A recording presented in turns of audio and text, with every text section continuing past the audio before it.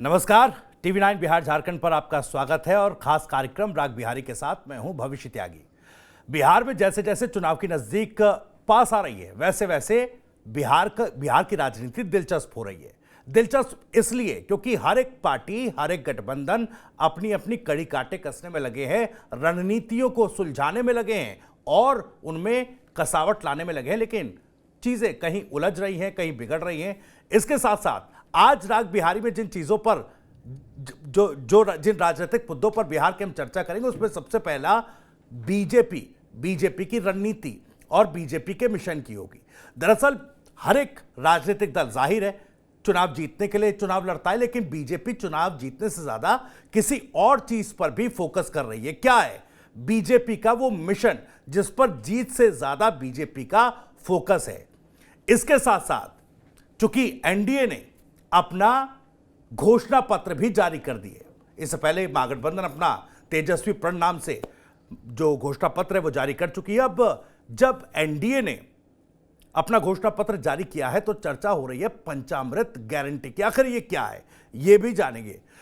साथ ही साथ चर्चा इस बात पर भी होगी कि आखिर महागठबंधन में ऑल इज वेल क्यों नहीं है। आखिर क्यों महागठबंधन के दो साथी जिसमें आरजेडी और वीआईपी आपस में भिड़ रहे हैं, आखिर ये टकराव क्यों हो रहा है? इन तमाम चीजों पर चर्चा होगी हमारे एग्जीक्यूटिव एडिटर पंकज कुमार जी से। पंकज जी, बहुत बहुत स्वागत आपका।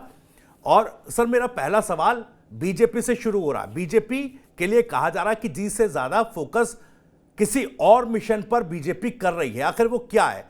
लोग कह रहे हैं कि भाई बीजेपी चाहती है कि वो नंबर 1 बने। देखिए, बीजेपी इसलिए चाहती है नंबर 1 बने क्योंकि अभी तक बीजेपी नंबर 1 बन नहीं पाई है जी। अगर आप प्रतिशत के हिसाब से देखें तो 2010 में शानदार आंकड़ा था और 2010 की बात करें तो 91 सीट बीजेपी जीती थी जबकि जेडीयू 115 सीट जीती थी और ये एनडीए के लिए बहुत बड़ी विक्ट्री थी जी। और अगर आप आरजेडी की बात करेंगे तो आरजेडी उस साल लगभग समाप्त हो गई थी, बड़ी बुरी स्थिति थी, 25 से कम सीटें आरजेडी के पास थी। अब बीजेपी को लग रहा है कि हमारा जो टारगेट है वो 90% सीटें हम जीतें कम से कम, और इसलिए कहा जा रहा है कि बीजेपी 80 से 90 सीटें हर हाल में जीतना चाहती है जी। अब आप समझिए कि 101 सीट पर जो पार्टी चुनाव लड़ रही हो और वो पार्टी 80 से 90 के बीच में सीट जीतना चाह रही हो तो आप समझ सकते हैं कि वो अपना स्ट्राइक रेट क्या रखना चाह रही है। और बीजेपी की सबसे बड़ी कोशिश ये है कि नंबर 1 पार्टी हम कैसे बने, और नंबर 1 पार्टी बनने के पीछे बीजेपी की बहुत बड़ी सोच भी है। अगर आप 2010 में देखें तो 102 सीट पर लड़ करके 91 सीट पर बीजेपी चुनाव जीती थी। स्ट्राइक रेट बीजेपी का जेडीयू से अच्छा था। अब बीजेपी वही सोच रही है कि 101 पे हम लड़ रहे हैं तो हम 91 वाला आंकड़ा हम टच कर दें, 90 तक हम पहुंच जाएं, और इस कोशिश में बीजेपी जोरदार तरीके से लगी हुई थी। अब आपको हम ये बताना चाहेंगे कि आप ये देखिएगा कि पिछले विधानसभा की बात अगर आप करें तो पिछले विधानसभा में बीजेपी 74 सीट जीती थी और वही राजद की बात करें तो 75 सीट जीती थी। तो नंबर ऑफ सीट्स के आधार पर बीजेपी तब भी नंबर 2 की पार्टी रह गई थी। 2010 में स्ट्राइक रेट सबसे बढ़िया था परसेंटेज के हिसाब से, लेकिन ज़्यादा सीट पर जेडीयू लड़ी थी और बीजेपी 102 में लड़ करके 91 सीटों पर जीती थी। तो इसलिए अब बीजेपी का ये है कि चूंकि सरकार के खिलाफ ना प्रो ना एंटी इनकम्बेंसी है, इसलिए हमको इसका जम करके फायदा उठाना चाहिए। और जम करके फायदा उठाने के चक्कर में बीजेपी ये चाह रही है कि हम हर हाल में अपने नेताओं की पोजीशनिंग इस तरीके से करें, कैंपेन इस तरीके से करें कि हमारी सीट मैक्सिमम जीत में तब्दील हो। और शायद यही बड़ी वजह है कि पहले फेज के चुनाव में अब आप देखें 5 दिन से भी कम का समय बचा है और दूसरे फेज के चुनाव के लिए 11 दिन का समय बचा हुआ है। और कहा जा रहा है प्रधानमंत्री बिहार में 12 से 15 सभाएं कर सकते हैं। और जहां तक अमित शाह का सवाल है तो वो लगातार बिहार में कैंप किए हुए हैं। चुनाव प्रभारी और केंद्रीय मंत्री धर्मेंद्र प्रधान भी वहां डेरा डाले हुए हैं। तो दरअसल कुल मिलाकर के अगर आप देखेंगे कि बीजेपी की कैंपेनिंग का आक्रामक तरीका क्या है, तो बीजेपी की कैंपेनिंग का आक्रामक तरीका यह है कि सबसे पहले पार्टी को नंबर 1 बनाया जाए। दूसरी, सरकार के खिलाफ ना प्रो है ना एंटी इनकम्बेंसी है, उसका जबरदस्त फायदा उठाया जाए। लोकल और पीके फैक्टर के कारण जो समीकरण बिगड़ा है उसको मिनिमाइज किया जाए, उसको ये बताया जाए कि भाई ये लोग वोट कटवा हैं, ये आपके किसी काम के नहीं रहेंगे, जो भी बिहार में करेंगे वो हम ही करेंगे। अब इसको एक उदाहरण से समझिए कि दानापुर में जनसुराज का उम्मीदवार उतरा था, वो गायब हो गया, वो आया ही नहीं। और वो आया नहीं, ये समझिए कि अखिलेश कुमार और मुटुर शाह को कैंडिडेट बनाया गया था। और यहां पर हुआ क्या था कि पिछले 3 बार से आप देखेंगे तो यादव वर्सेज यादव का ही मुकाबला होता रहा। अब रामकृपाल यादव दानापुर से उतारे गए। दानापुर में रामकृपाल यादव के लिए मुश्किल खड़ी कर सकते थे जनसुराज के उम्मीदवार। जनसुराज के उम्मीदवार फिर आए नहीं, वो चुनावी मैदान में है नहीं। तो इसी तरीके से प्रशांत किशोर का जो तौर तरीका है उसको कैसे बीजेपी पूरे तरीके से फेल कर सके, पूरे तरीके से फेल तो नहीं कर पाएगी, लेकिन उसको इस हालत में ला करके छोड़े कि बीजेपी को मिनिमम डैमेज हो। और इसीलिए अमित शाह का जो मिशन बिहार है, जिसकी चर्चा बहुत होती है कि भाई अमित शाह का मिशन बिहार क्या है, तो क्लस्टर और बूथ स्तर से फीडबैक के आधार पर एक्शन लेना। आप समझते हैं बीजेपी इस बात पर बहुत ध्यान देती है हमारा पन्ना प्रमुख कौन है, हम उस पन्ने में कितने वोटर्स हैं, कितना वोट हम दिलवा सकते हैं। और इसीलिए पूरे बिहार को अमित शाह ने तकरीबन 45 क्लस्टर में बांटा है और इस क्लस्टर से मिले फीडबैक के अनुसार पार्टी कैसे काम करेगी, जो कमियां हैं उसको कैसे दूर करेगी, और उस आधार पर बीजेपी काम कर रही है। मंशा एक है, नंबर 1 पार्टी बनना। लेकिन अगर इसमें थोड़ा सा ये भी देखा जाए, क्योंकि आपने माइक्रो मैनेजमेंट का भी जिक्र किया, क्लस्टर से लेकर के पन्ना बूथ स्तर तक जाकर के, लेकिन पार्टी अगर नंबर 1 होती है, अगर एक हाइपोथेटिकल सिचुएशन में बात की जाए चुनाव के नतीजों में, तो बीजेपी के डायनेमिक्स सरकार बनाने को लेकर या तमाम आगे की चीज़ों को लेकर किस तरीके से बदलेंगे अगर ये मिशन पास होता है? देखिए, मिशन पास होता है, सवाल है कि हम ज़्यादा से ज़्यादा सीट पर जीतें, हम ज़्यादा से ज़्यादा बेहतर स्ट्राइक रेट करें, और उसके बाद हम इस स्थिति में रहें कि भाई बीजेपी अब बिहार की सबसे बड़ी पार्टी है, हमारा स्ट्राइक भी बहुत अच्छा है, और वैसा कोई अवसर मिले तो कौन पार्टी अपना मुख्यमंत्री बनाने का मौका चूकना चाहती है। लेकिन यह है कि क्या बीजेपी ऐसा करने की स्थिति में होगी, मुझे इसका गुंजाइश कम दिखाई पड़ता है। वजह यह है कि आप 12 एमपी को कैसे इग्नोर कर दीजिएगा जो लोकसभा में आपको सपोर्ट कर रहा है। जहाँ तक सवाल है नीतीश कुमार अगर उतने डिफंक्ट हो गए हैं, किसी काम के नहीं हैं, जैसा कि कई लोग कहते हैं, तो भाई नीतीश कुमार इस तरीके से प्रचार कैसे कर रहे हैं? उनको लगा कि उनकी मनचाही सीट एलजेपीआर को दे दी गई, तो वो किस तरीके से असर्टिव हुए सब ने देखा। तो नीतीश कुमार उतने बेकार भी नहीं हुए, कम से कम रूल करने की स्थिति में हैं। और जब रूल करने की स्थिति में हैं तो नीतीश को जब जब किसी ने कमजोर समझने का प्रयास किया है, नीतीश ने अपनी ताकत दिखा दी है। इसलिए मुझे ये नहीं लगता कि नीतीश के बारे में जो भी सोचे, नीतीश के बगैर ये सरकार बना लेंगे। हाँ, अगर नीतीश कहीं पर कमजोर पड़ते हैं, उनकी स्थिति अच्छी नहीं रहती है, तो बीजेपी सोच सकती है। इसलिए और हर पार्टी सोचती है, इसमें गलत भी क्या है। इसलिए बीजेपी बेहतर स्ट्राइक भी चाहती है। अब 2010 का 89.21% स्ट्राइक रेट रहा था, बीजेपी उसको 90 करना चाहेगी, 91 करना चाहेगी। मैंने आपको बताया ना कि हर लोकसभा पर एक क्लस्टर बना दिया गया है, तकरीबन 45 क्लस्टर है, 40 लोकसभा है। तो आप समझिए कि उस क्लस्टर को बना करके अमित शाह जिस रणनीति से चुनावी मैदान में उतरे हैं, वो रणनीति अगर कामयाब होता है तो निश्चित तौर पर बीजेपी के दिलो दिमाग में बहुत सारी बातें होंगी। सरकार में जब आपकी संख्या ज़्यादा होती है, आपके नंबर्स ज़्यादा होते हैं, तो भले ही मुख्यमंत्री नीतीश हों, लेकिन सरकार में आपकी पकड़ मजबूत रहती है ना, सरकार आपके हिसाब से चलती है। तो ये सारे फैक्टर्स हैं जो बाद में काम कर सकते हैं। फिलहाल बीजेपी का जिस बात पर फोकस है वो मैंने आपके साथ साझा किया। बिल्कुल, जाहिर तौर पर एनडीए की जीत को लेकर जो एक कलेक्टिव एफर्ट है, उसके साथ साथ बीजेपी नंबर 1 पार्टी बनने की दिशा में अपना पूरा एफर्ट जो है पार्टी स्तर पर वो लगा रही है। अब बात एनडीए के घोषणा पत्र की। जिस तरीके से घोषणा पत्र आज जारी किया गया, तमाम वादे किए गए, 1 करोड़ रोजगार जो है, नौकरियां देने की बात की गई और तमाम तरीके के वादे हैं, लेकिन पंचामृत गारंटी क्या है? पंचामृत गारंटी को लेकर चर्चा हो रही है सर, कई बातें हैं, कई वादे हैं, उसको लेकर क्या कुछ? देखिए, आप इस बात को इस तरीके से समझ सकते हैं कि आज बीजेपी ने, एनडीए ने अपना मैनिफेस्टो जारी किया जी। मैनिफेस्टो में बहुत तरह की बातें कही गई और अपनी बातों में पंचामृत गारंटी की जो घोषणा हुई उसको बीजेपी ने बड़े ही समराइज करके लोगों को समझाने का प्रयास किया, क्योंकि अपने वोटर्स के बीच में बीजेपी वो मैसेज भेजना चाह रही थी। अब आप पूछेंगे कि वो पंचामृत है क्या, ये समझना बहुत जरूरी है।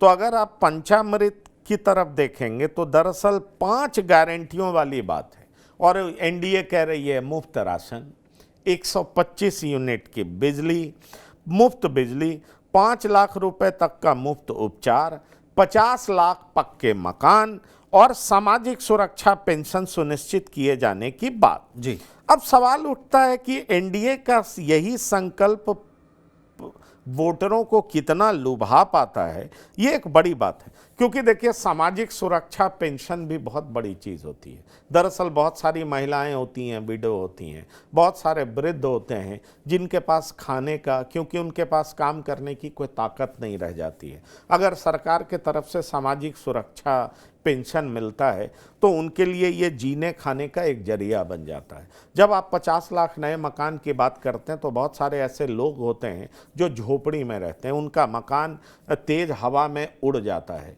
उनका जो रिहाइश होता है वो कहीं पक्का नहीं होता। तो पक्के का मकान देने का मतलब है कि सरकार तो ज़मीन देती है, कुछ डिसमिल ज़मीन देती है, 2.5 डिसमिल 4 डिसमिल ज़मीन देती है और उस डिसमिल पर मकान बनाने कहती है। और इंदिरा आवास योजना, प्रधानमंत्री आवास योजना के जरिए वो मकान भी दिया जाता है। अब सरकार कह रही है कि 50 लाख नए पक्के मकान बना करके देगी। अब देखिए, एक बीमारी बड़ी समस्या है। अगर आपके पास रुपए नहीं है तो आप अपना इलाज कैसे कराएंगे? गवर्नमेंट हॉस्पिटल्स में उतना इंफ्रास्ट्रक्चर नहीं है कि वो सब लोगों को इलाज मुहैया करा सके। तो ये 5 लाख रुपए का मुफ्त इलाज भी अपने आप में बड़ी मदद है। 125 यूनिट फ्री बिजली, 125 यूनिट फ्री बिजली का मतलब होता है, इस बात को आप समझिए कि भाई आप 125 यूनिट, छोटा घर है तो 125 यूनिट से ज़्यादा बिजली का इस्तेमाल आप कहाँ करेंगे? तो बिजली भी फ्री हो गया। राशन जो है 5 किलो, ये आपको मालूम है कि किस तरीके से एनडीए के लिए और उसकी जीत में इसकी बड़ी भूमिका बताई जाती है।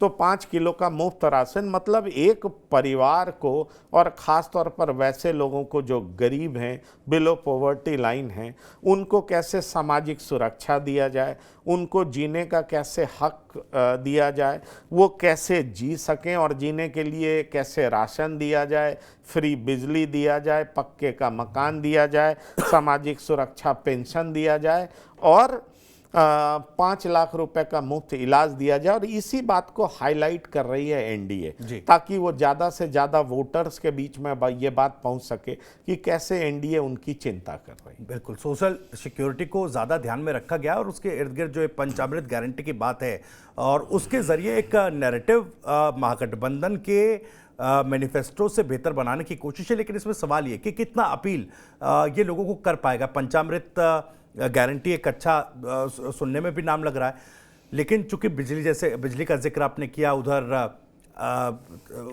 जो महागठबंधन की तरफ से कहा गया कि भाई 200 यूनिट बिजली फ्री दी जाएगी, तो फिर क्या अपीलिंग फैक्टर क्या होगा या फिर क्या है इसमें? नहीं, अपीलिंग फैक्टर इसमें सब कुछ है। राशन तो पहले से है जी, 125 यूनिट फ्री बिजली भी है। आप ये देखिए, आप पक्के के मकान की बात कर रहे हैं तो रहने का घर भी दे रहे हैं। आप देखिए, सुरक्षा पेंशन योजना की बात कर रहे हैं तो सामाजिक सुरक्षा पेंशन योजना, तो वो भी एक आप लाइफ में स्टेबिलिटी प्रदान करने की बात कर रहे हैं जी। और बीमारी में 5 लाख रुपए देने की बात कर रहे हैं। तो ये सारी ऐसी योजनाएं जो पंचामृत योजनाएं हैं, ये 5 ऐसे तत्व हैं जो आपके जीवन को अमृतमय बना देता है, मतलब आपको सोशल सिक्योरिटी प्रदान करता है और इसीलिए एनडीए इसको हाईलाइट कर रहा है। सवाल ये उठता है कि आप बातें जितनी बड़ी कर लें, दूसरा बड़ा चैलेंज ये होता है, एक तो ठीक है आपका इंटेंशन है, आप इस तरह की घोषणा कर रहे हैं, पर आप एग्जीक्यूट किस तरीके से करते हैं, उसके एग्जीक्यूशन से कितने गरीब लोगों को फायदा पहुंचता है, और ये फायदा पहुंचेगा तो अगली बार फिर सरकार कहेगी कि देखिए हमने आपके लिए इतना काम किया। तो पहले घोषणा करना, फिर जमीन पर उतारना, फिर जमीन पर उतार कर ज़्यादा से ज़्यादा लोगों को लाभ पहुंचाना, जो इस लाभ के हकदार हैं, जो वंचित शोषित वर्ग है उसको लाभ पहुंचाना, इसकी तैयारी में सरकार किस हद तक कामयाब होगी, फिर उसकी कामयाबी की परीक्षा कब होती है, अगले चुनाव में। तो इस तरीके से हर पॉलिटिकल पार्टीज अपने बारे में घोषणा करती है, हमने ये किया, हमने ये किया, आगे हमारा रोड मैप ये है, हम ये करने जा रहे हैं, और यही बात एनडीए कर रही है बिहार में। अब सवाल है कि जनता के मानस पटल पर ये बात किस हद तक उतरती है, और जनता अगर इसको ऑथेंटिक मानेगी तो वोट के रूप में मुहर लगाएगी, अगर नहीं मानेगी तो निश्चित तौर पर जनता किसी और विकल्प के तरफ देखेगी। पर हर पॉलिटिकल पार्टीज अपने घोषणा पत्र में बहुत सारे लुभावने वादे करती हैं और सरकार बनने के बाद उसको हूबहू उतारना बहुत आसान नहीं होता है। इसको हम लोग फ्रीबीज भी कहते हैं बहुत तरीके से, जो एक्सचेकर के पैसे से जाता है, बहुत तरह की का डिबेट होता है। लेकिन सवाल ये उठता है कि जो लोग गरीब हैं, शोषित हैं, वंचित हैं, उनको आगे लाने की जिम्मेदारी भी तो सरकार की ही होती है। बिल्कुल, और कई ऐसी योजनाएं हैं, आपने जैसा जिक्र किया, राशन जो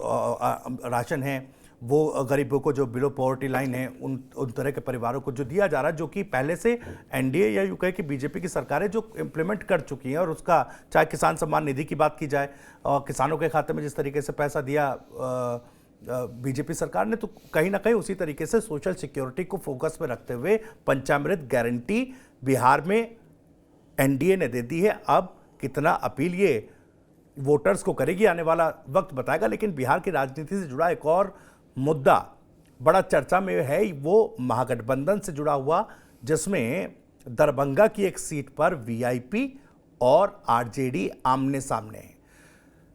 गौरा बोराम सीट को लेकर बड़ी चर्चा हो रही है कि भाई यहाँ पर देखिए महागठबंधन में क्या हो रहा है। महागठबंधन तो हालांकि कई ऐसी सीटें हैं, 243 सीटों में से कई और सीटें ऐसी हैं जहाँ पर महागठबंधन में ही दल आमने सामने खड़े हुए हैं, लेकिन गौरा बोराम जो सीट, ये बड़े चर्चा में। देखिए, ये चर्चा में बहुत ज़्यादा इसलिए है क्योंकि ये वीआईपी के लिए प्रतिष्ठा का सवाल बन गया, नाक का सवाल बन गया। गौरा बोराम की अगर आप बात करेंगे तो आप ये देखेंगे कि आरजेडी ने अपना सिंबल दे दिया था अफजल अली खां को। अफजल अली खां के बारे में उनके समर्थक कहते हैं कि उन्होंने अपनी जमीनें बेच करके बाढ़ के समय में लोगों के बीच में चूड़ा और गुड़ बांटा, ऐसा उनके समर्थक कहते हैं। अब उस सीट को हर हालत में मुकेश साहनी वीआईपी के लिए चाहते थे। जब आपस में गठबंधन हुआ तो गौरा बोराम सीट मुकेश साहनी की पार्टी को मिल गया, और अफजल अली खां वहां पहुंच करके उन्होंने नॉमिनेशन फाइल कर दिया। नॉमिनेशन फाइल किया, लेकिन आधिकारिक तौर पर बाद में महागठबंधन ने अनाउंस किया कि ये सीट वीआईपी को दिया जाता है। महागठबंधन का औपचारिक सीट ये है।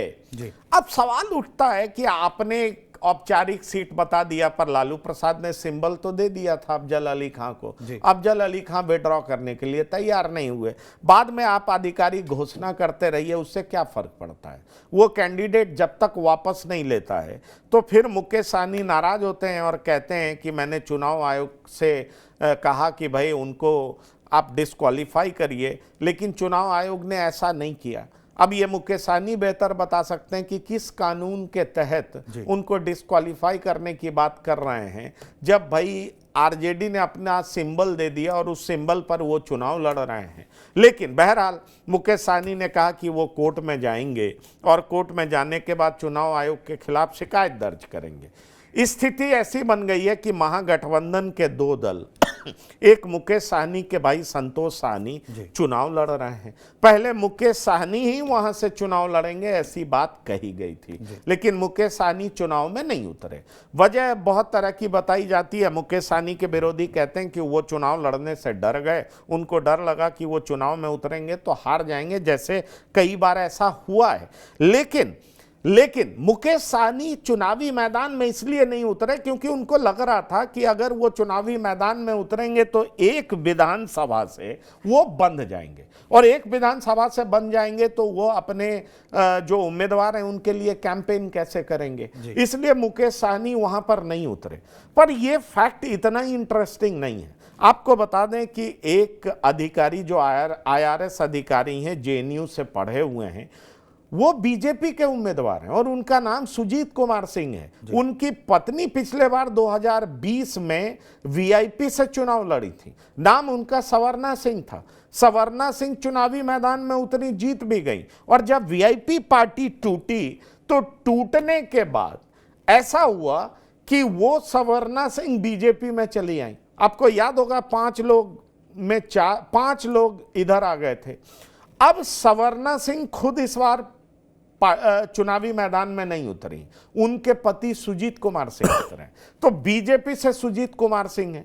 बीजेपी के सुजीत कुमार सिंह वैसे ही मजबूत उम्मीदवार माने जा रहे हैं, NDA के उम्मीदवार हैं। और दूसरी तरफ महागठबंधन से 2 उम्मीदवार हैं, एक RJD से अफजल अली खां और दूसरे VIP से संतोष साहनी, जो कि मुकेश साहनी के भाई हैं। अब महागठबंधन के वोटरों के सामने ये कंफ्यूजन है। मुस्लिम्स के बीच में लोग जा रहे हैं, पता कर रहे हैं। मुसलमानों का कहना है कि अरे भाई यहाँ सब दिन अफजल अली खान ने काम किया, तो ये अचानक मुंबई से टपक गए और ये कैसे यहाँ पर चुनाव लड़ रहे हैं, जबकि वहाँ पर निषादों का ठीक ठाक संख्या है। अब निषादों की जो संख्या है उसमें निषाद समर्थक कहते हैं कि ये सीट तो मुकेश साहनी की है। तो ये जो आपस में महागठबंधन के 2 उम्मीदवारों की जो लड़ाई है, वो महागठबंधन के लिए ये सीट जो है मुश्किल में डाल रही, और यही बड़ी वजह है कि इसकी बड़ी चर्चा है। और दूसरी बड़ी चर्चा की वजह यह है कि सुजीत कुमार सिंह, जो कि IRS अधिकारी हैं, इन्फोर्समेंट डायरेक्टरेट में अभी कुछ दिन पहले तक वो कार्यरत थे। उनकी पत्नी चुनावी मैदान में उतरी थी, पिछली बार जीती भी थी। उनके पिता भी MLC रहे थे, तो उनका एक राजनीतिक पृष्ठभूमि है। सुजीत कुमार सिंह अच्छे पढ़े लिखे व्यक्ति हैं और वो हमेशा सामाजिक कामों से जुड़े रहे, जबकि IRS अधिकारी रहे फिर भी वो, उनका एक पैर जमीन पर रहा है, अपने पिता की मदद करते रहे हैं, पॉलिटिक्स में उनका इंटरेस्ट रहा है और अभी वो मैदान में है। इसलिए ये माना जा रहा है कि सुजीत कुमार सिंह के लिए वहां पर रास्ता बेहद आसान हो गया है।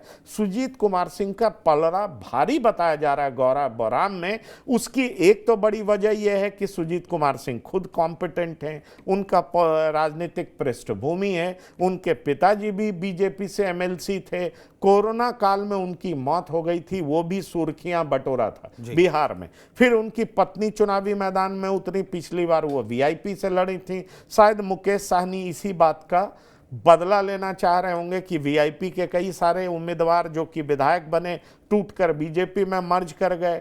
अब मुकेश साहनी के आगे चुनौती ये है कि उनके भाई तो मैदान में खड़े हैं, लेकिन उनके सामने RJD का उम्मीदवार सिंबल लिए हुए दौड़ रहा है।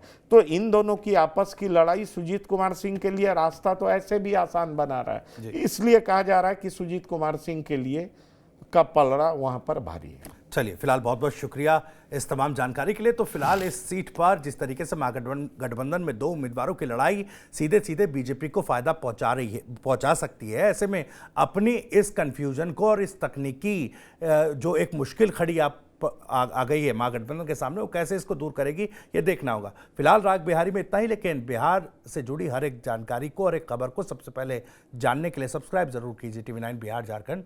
नमस्कार।